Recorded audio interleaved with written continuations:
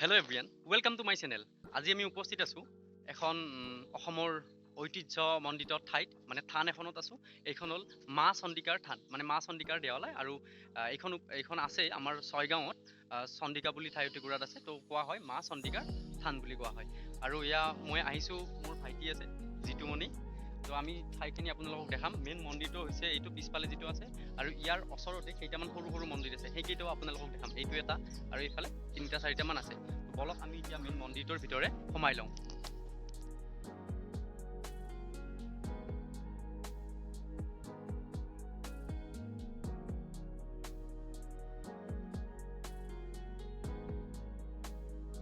কোনো মানুহ অহা নাই, তো এইটো টাইমত নাহে। আমি অলপ দুপৰীয়া টাইমত আহিলোঁ। মেইন মা চন্দিকাৰ সেইফালে আছে প্ৰতিমা, আৰু ভিতৰ ফালে তো দেখিছোঁ যে এতিয়া বন্ধ আছে মেইন গেটটো। এইখানে মুকলি ঠাইখিনি আপোনালোকে চাই লওক।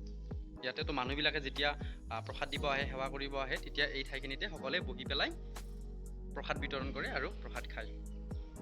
তো এতিয়া আমি ভিতৰত চাব নোৱাৰিম, কাৰণ এতিয়া মেইন দৰ্জাটো বন্ধ আছে। তো আবেলি সময়ত হয়তো খুলিব। আমি সুধি চালোঁ পূজাৰীজনক, আৰু আপোনালোকক মই ভিতৰৰ দৃশ্যটো দেখাই দিছোঁ। ভিতৰত ইয়াতে এইটো এটা মূৰ্তি আছে, আৰু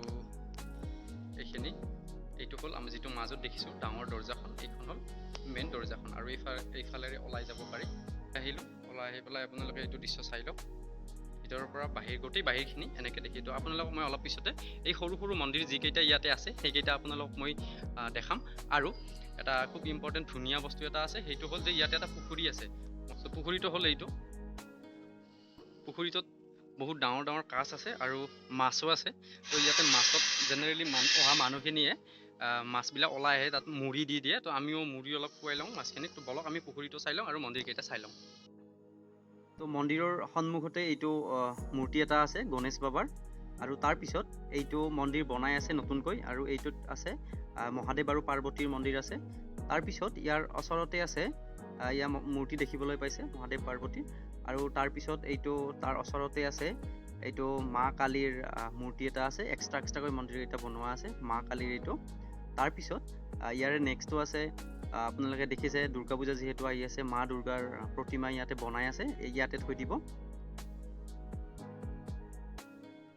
তাৰপিছত আমি পুখুৰীত মাছক আমি মুড়ি খুৱালোঁ, আৰু বিৰাট মাছকেইটা বহুত ডাঙৰ ডাঙৰ, আৰু ইয়াতে কেইটামান একদম বুঢ়া বুঢ়া কাছও আছে। তো কাছকেইটা দেখাব নোৱাৰিলোঁ আপোনালোকক। মাছখিনি কিন্তু বহুত ধুনীয়াকৈ জঁপিয়াই মুড়ি খাব। ইয়াত দেখিছে জাপ মাৰি দিয়ে একদম। আৰু কেইটামান একদম বুঢ়া কাছ আছিলে। তো কাছকেইটাও বহুত ডাঙৰ হৈছে। মানুহবিলাক ইয়াত আহিলে ইয়াতে এনেকৈ মুড়ি দিয়ে সকলে। মই এতিয়া মন্দিৰটোৰ পাছফালটো এবাৰ আপোনালোকক দেখাবলৈ ওলাইছোঁ। আৰু যিবিলাক মানুহে ভোগ প্ৰসাদ লৈ আহে, ইয়াতে বহুত মানুহ আহে। তো মানুহবিলাকে কি কৰে, ইয়াৰ পৰা এনেকৈ লাইন হয়। তো ইয়াৰ পৰা এনেকৈ লাইন হৈ পেলাই এই যে সৰু দৰ্জাখন দেখিছে আপোনালোকে, সেইটো তো দৰ্জাখনেৰে এনেকৈ লাইন হয়, আৰু তাত প্ৰৱেশ বুলি লিখা আছে। তো এনেকৈ মা চন্দিকাক দৰ্শন কৰিব পাৰে। তো এইফালেদি এনেকৈ লাইন হয়, আৰু মানুহ বেছি হয় যেতিয়া কিবা স্পেচিয়েল প্ৰগ্ৰেম থাকে। তো তেতিয়া মানুহবিলাকে ইয়াতে আহে আৰু ইফালেদি সেৱা কৰিব যায়।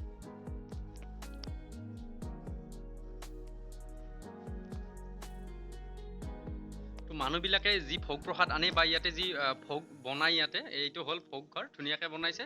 ইয়াতে আনি পেলাই আমি যিটো ভোগ বুলি কওঁ, মানে খিচিৰি হওক বা কিবা হওক, যি বনাব লগা বস্তু থাকে, এই দুটা ঘৰ আছে। এই দুটা ঘৰত আপোনালোকে বনাব পাৰিব, যদিহে কোনোবা দূৰৰ পৰা আহে। সাধাৰণ মানুহৰ কাৰণে চন্দিকা দেৱালয়ত, মানে চন্দিকা মন্দিৰত এটা ভাল এটা ব্যৱস্থা এটা আছে। সেইটো হ'ল যে ইয়াতে ওচৰ পাজৰৰ যদি কোনোবা মানুহে যদি বিয়া পাতে, বা ঘৰত যদি নাপাতে, ইয়াতে পাতে মন্দিৰত, তেতিয়াহ'লে তাৰ ইয়াতে ব্যৱস্থা আছে।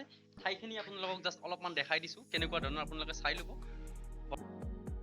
ঠাইখিনি এইখিনিয়ে। ইয়াতে যি ঘৰ দুটা দেখিছে, ইয়াতে বনাইছিল আগতে খাদ্য, আৰু ইয়াতে খাইছিলোঁ।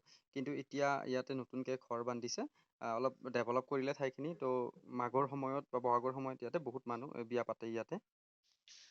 চন্দিকা মন্দিৰৰ পৰা আহি আমি চন্দিকা মন্দিৰৰ পৰা অলপ অপজিট ৰাস্তাটোৰে বিপৰীত ফালে আমি সোমাই আহিলোঁ। তাৰ পৰা 2-3 মিনিটমান আহি ইয়াতে এটা খুব বিখ্যাত প্ৰাক ঐতিহাসিক ঘটনাৰ লগত জড়িত ঘটনা এটা আছে। সেই ঘটনাটো আপোনালোকে হয়তো জানে, বেউলা লক্ষীন্দাৰৰ কাহিনী বুলি ক'লে আপোনালোকে সকলোৱে বুজি পায়। তো মই এতিয়া সেই ঠাইটুকুৰাতে আছোঁ।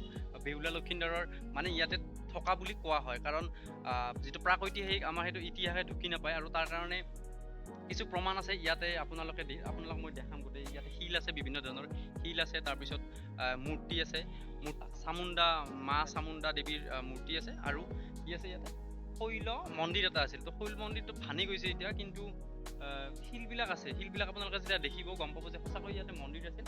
তো এতিয়া ভাঙি গৈছে, জাষ্ট ভগ্নাৱশেষখিনি আছে। আৰু ইয়াতে কি কৰিছে, অসম চৰকাৰৰ যি প্ৰত্নতত্ত্ব বিভাগ, সেই বিভাগে এই ঠাইখিনি ছেভ কৰি ৰাখিছে। আৰু যদিহে ইয়াতে কোনোবাই কিবা কৰে, ইয়াতে ফাইন ভৰিব, 3 মাহলৈ জেল দিম বুলি কৈছে, আৰু 5,000 টকা ভৰাব বুলি কৈছে। গতিকে আপোনালোকক মই এই ঠাইখিনি দেখাম। ইয়াতে কি আছে, বাহিৰৰখিনি আৰু ভিতৰৰখিনিতো অলপ চাই লওঁ। চন্দ্ৰসদাগৰৰ কাহিনীটো আছিল এনেকুৱা যে চন্দ্ৰসদাগৰ এজন বণিক আছিলে, সদাগৰ আছিলে, আৰু তেখেতৰ পুত্ৰ আছিলে লক্ষীন্দৰ, আৰু লক্ষীন্দৰে বিয়া পাতিছিলে বেউলাক। তো কি হৈছিলে, চন্দ্ৰসদাগৰ আৰু মানে মা মনসাৰ বিৰাট মানে যুদ্ধ আছিলে, ফাইটিং আছিলে। তো তাৰপিছত মানে মানা নাছিলে, মানে মন্দিৰ পূজা কৰা নাছিলে মা মনসাক। তো তেতিয়া মা মনসা মানে ক্ৰোধিত হৈ কিনে তো দংশন কৰাইছিলে লক্ষীন্দৰক, মানে বেউলাৰ ল'ৰাক দংশন কৰাইছিলে, আৰু তেতিয়া মৰি গৈছিলে। তো লক্ষীন্দৰৰ পত্নী বেউলাই কি কৰিছিলে, ভেলত লৈ পেলাই মৃতদেহটো লৈ পেলাই লক্ষীন্দৰৰ মানে নদীত গৈছিলে, যাতে বচাব পাৰে ক'ৰবাত। তো তেতিয়া মানে ইয়াতে ঘৰ এটা সাজি দিছিলে, কোনো ফুটা নোহোৱা, যাতে সাপ সোমাই আহিব নোৱাৰে, মা মনসা সোমাই আহিব নোৱাৰে। তো তেনেকুৱা ধৰণৰ ঘটনা। তো এইখিনিয়ে আছিলে। ভিডিঅ'টো চোৱাৰ কাৰণে ধন্যবাদ।